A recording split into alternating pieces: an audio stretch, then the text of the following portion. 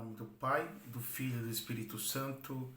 Amém. Sou o Padre Marcos dos Santos, aqui do nosso canal, Padre Marcos. E desde já convido você a dar seu like também, poder visualizar e compartilhar essas visualizações. Vamos meditar mais uma vez a palavra do Senhor, nesse quinto domingo do tempo comum. O Senhor esteja convosco, Ele está no meio de nós, proclamação do Santo Evangelho de nosso Senhor Jesus Cristo, segundo São Marcos. Glória a vós, Senhor. Capítulo 1, versículo 29 a 39. Naquele tempo, Jesus saiu da sinagoga, foi com Tiago e João para a casa de Simão e André. A sogra de Pedro estava de cama com febre e eles logo os contaram a Jesus. E ele se aproximou, segurou sua mão, ajudou-a e levantou a levantar-se. Então a febre desapareceu e ela começou a servi-los. À tarde, depois do pôr do sol, levaram a Jesus todos os doentes e os possuídos do demônio. A cidade inteira se reuniu em frente da casa. Jesus curou muitas pessoas de diversas doenças, expulsou muitos demônios e não deixava que os demônios falassem, pois sabia quem ele era. De madrugada, quando ainda estava escuro, Jesus se levantou e foi rezar num lugar deserto. Simão e seus companheiros foram à procura de Jesus. Quando o encontraram, disseram: "Todos estão te procurando." Jesus respondeu: "Vamos a outros lugares, às aldeias da redondeza. Devo pregar também ali, pois foi para isso que eu vim." E andava por toda a Galileia, pregando nas sinagogas, expulsando os demônios. Palavra da salvação, glória a vós, Senhor. Ave Maria, cheia de graça, o Senhor é convosco, bendita sois vós entre as mulheres, bendito o fruto do vosso ventre, Jesus. Santa Maria, Mãe de Deus, rogai por nós, pecadores, agora e na hora de nossa morte. Amém. Em nome do Pai, do Filho e do Espírito Santo. Amém. Queridos irmãos, nós já estamos no quinto domingo do tempo comum, meditando neste Evangelho de Marcos. Este Evangelho, segundo a tradição, e segundo também os estudiosos, o primeiro evangelho a ser escrito, o evangelho mais antigo, o evangelho escrito por Marcos, que era sobrinho de Barnabé, São Bernabé, e também, consequentemente, também ele era secretário do grande apóstolo São Pedro. E que coisa interessante que Marcos, ele começa o seu evangelho no deserto. É um evangelho, apenas 16 capítulos, um evangelho muito breve, muito curto. Ele começa no deserto, com Jesus sendo tentado pelo demônio. Depois Marcos continua e Jesus ele vai escolher os seus discípulos, os seus primeiros apóstolos, aqueles que são os enviados. Então, nem todo discípulo é apóstolo, mas todo apóstolo é discípulo. Então, apostolém significa aquele que é enviado. Enviado em nome de alguém maior do que ele. Aqui está a dimensão da missão apostólica, mas também, consequentemente, ele é discípulo. Então, aquele que é enviado, mas que antes foi chamado e que antes também foi conquistado e chamado a seguir o mestre. A própria palavra hebraica, talmudim, aquele que está aos pés do mestre para escutá-lo. E nosso Senhor, depois vamos continuando no próprio Evangelho de Marcos, ele, depois que ele está na cidade de Cafarnaum, onde estavam os primeiros pescadores, Pedro e André, Tiago e João, que eram filhos de Zebedeu, perto do mar da Galileia, na Galileia, ou seja, ao norte, de onde hoje seria o estado de Israel, e na sinagoga de Cafarnaum, onde ficavam os apóstolos, inicialmente os pescadores. Jesus, depois de pregar, e Jesus tem um embate com o espírito das trevas, tem um embate com o demônio. Nós meditávamos isso no domingo passado. E logo em seguida, Jesus vai na casa de Pedro e nos diz que a sogra de Pedro está enferma. Aqui não faz nenhuma menção à esposa de Pedro. Então tem muitas pessoas que, para criticar o celibato sacerdotal de nossos padres, do clero da Igreja Católica Romana, diz: mas São Pedro, que era considerado o primeiro papa, era casado. Não, o Evangelho não nos fala isso. Nos diz que ele tinha uma sogra. Mas existe uma antiga tradição na Igreja que Pedro era viúvo. Faz menção da sogra, porém não faz menção da esposa. Aqui é apenas título de curiosidade para nós podermos aprofundar na palavra do Senhor. Tanto é verdade que ela está com febre, depois ela é curada e é ela que vai servi-los. Se tivesse uma esposa no meio, uma esposa de São Pedro, provavelmente ela que iria servir a seu esposo Pedro e também a Jesus, o mestre, com os seus discípulos, mas não é o caso.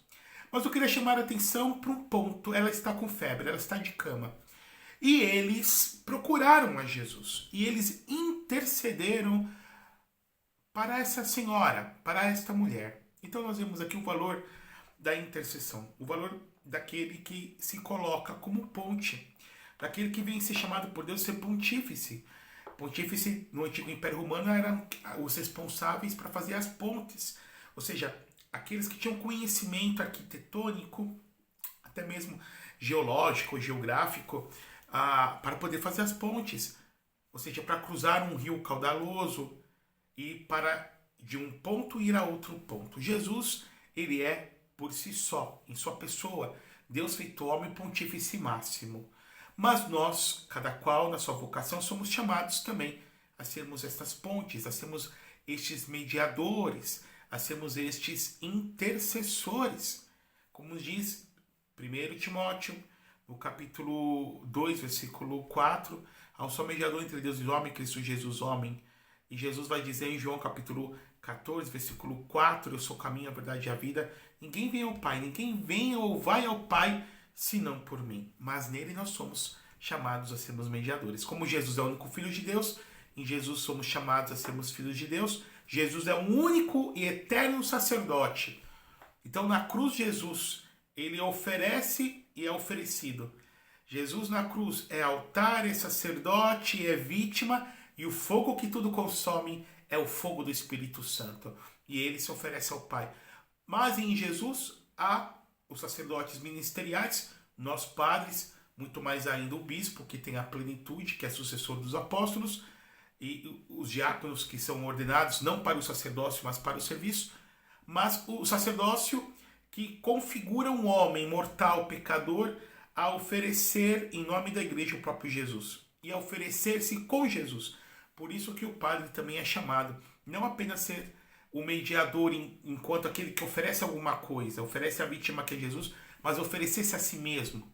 Ou seja, ele se imolar. Aqui está também, por amor, que todo padre é chamado a se imolar também. Mas também o sacerdócio comum dos fiéis. Ou seja, todos nós somos, você que está me escutando, a oferecer sua vida para Jesus. Jesus morreu por mim, então, Senhor, eu também desejo morrer por vós, dar a minha vida por vós, no meu dia a dia, Senhor, nos contratempos que nós sofremos, as lutas que nós realizamos contra o demônio, contra a nossa carne, contra o mundo. E, interessantemente, que Jesus escuta, evidentemente, essa intercessão. E Jesus, depois que a cura, aqui tem algo que é muito pontual, ela se põe a serviço. Então é necessário aquele que é curado. Vamos dizer mais ainda, é necessário que aquele que é tocado, ou melhor, é consequência daquele que é tocado por Jesus se colocar a serviço dos demais. Mas nós somos chamados a nos colocarmos a serviço dos demais, não por mera filantropia. Não é porque eu vou ajudar alguém, não é porque eu vou dar de comer quem tem fome, eu vou dar de beber quem tem sede, não é porque eu vou realizar as obras da caridade, espirituais, né, ou materiais que sejam, pelo outro em si, pelo outro. Não, isso é filantropia. Isso nós não somos chamados. Nós não somos chamados a amar o homem pelo homem. Não, isso não. Nós somos chamados à caridade. E a caridade significa o amor de cunho sobrenatural. Significa justamente esse gesto de doar, ungido pelo dom e pela graça do Espírito Santo. Aquele que tem caridade no seu coração, ele o faz movido, impelido pelo Espírito e faz com que ele veja Jesus no outro.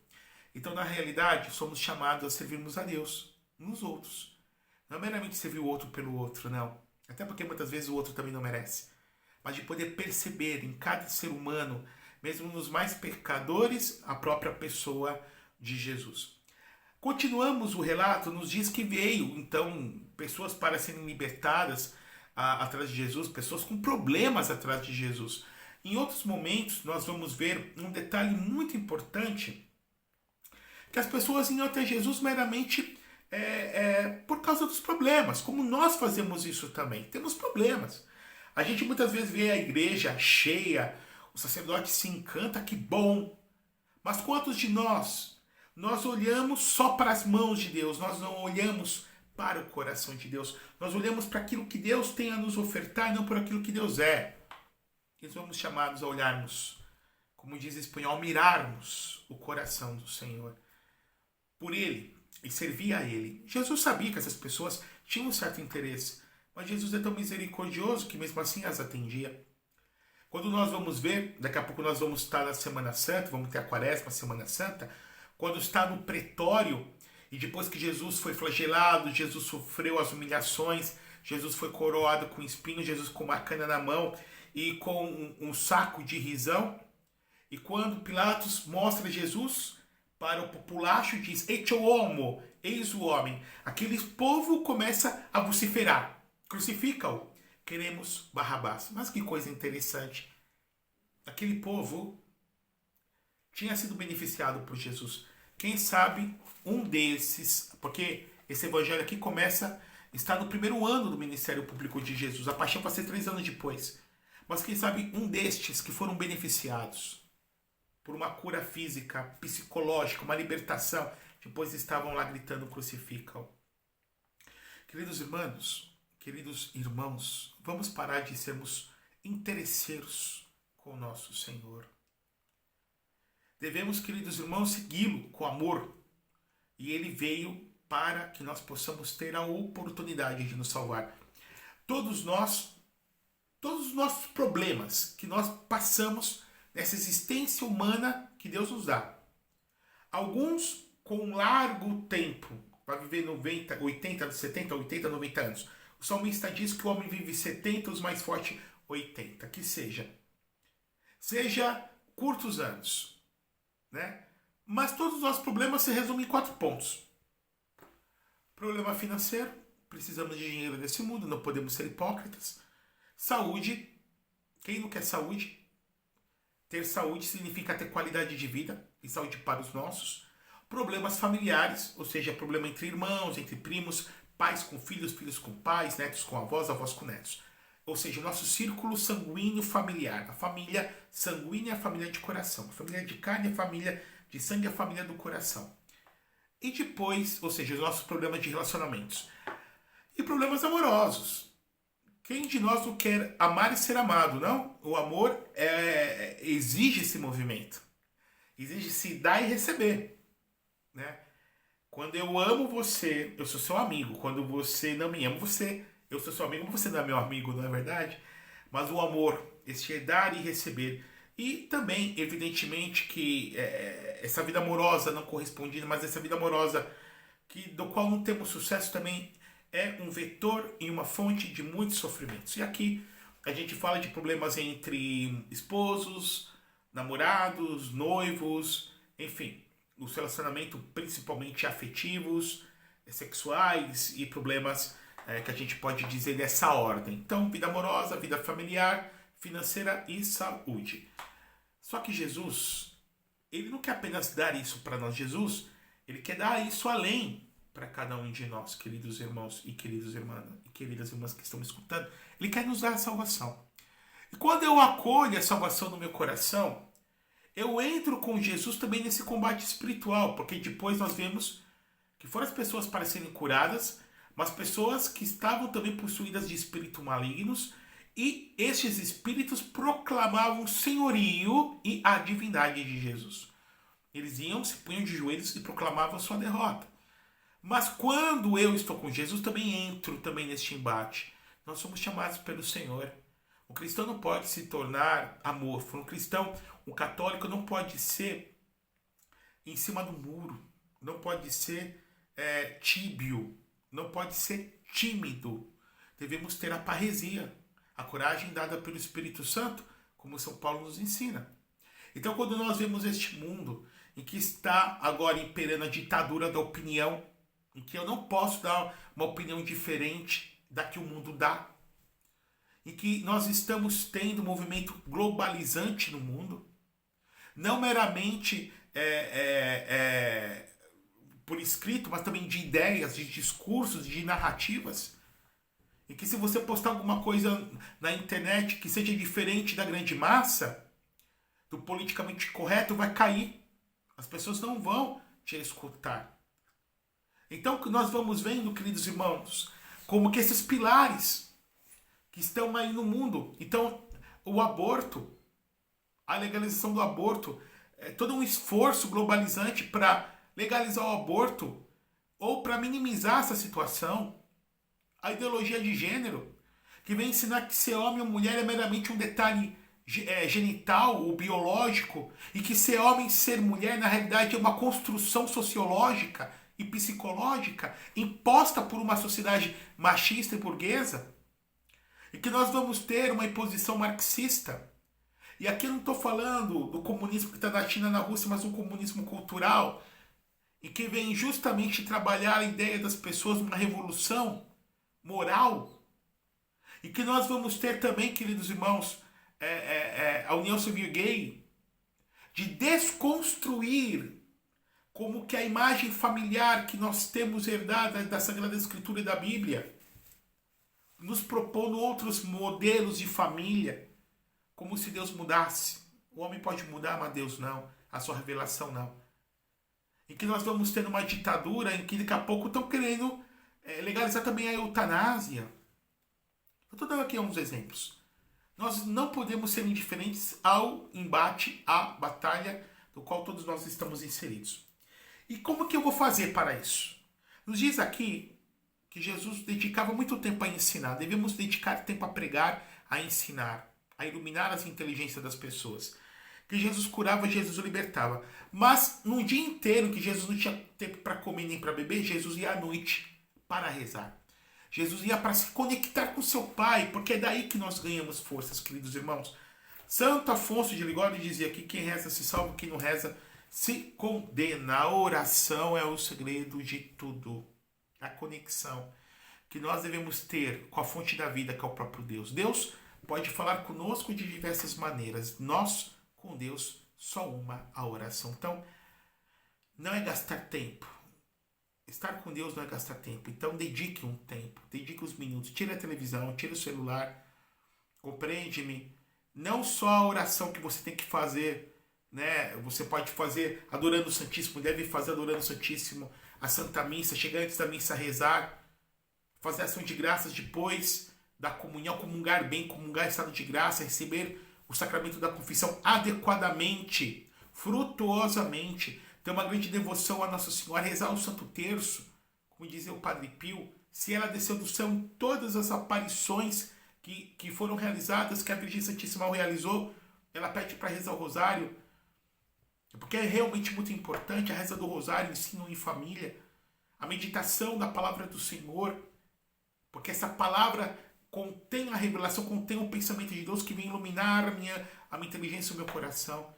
Mas a oração que você faz de intercessão, de louvor, de adoração, de petição, quando você se tranca no seu quarto, como nos ensina Nosso Senhor, e fala a seu Pai no segredo do seu coração. Que a Virgem Maria, nossa mãe, ela que guardou tudo no seu coração, possa nos ajudar nessa batalha que todos nós somos chamados. Não podemos ser negligentes, não podemos ser omissos, porque a omissão é pecado. Um bem que eu deixo de fazer é pecado, mas o mal que eu cometo também é pecado. E o mal que eu não denuncio e que calo também é pecado. Que ela, a Virgem Santíssima, nos ajude e nos guarde. E São José, estamos no ano Josefino, por intercessão da Virgem Santíssima e do Santo Patrono da Santa Igreja São José, de Deus que é Pai, Filho e Espírito Santo. Amém.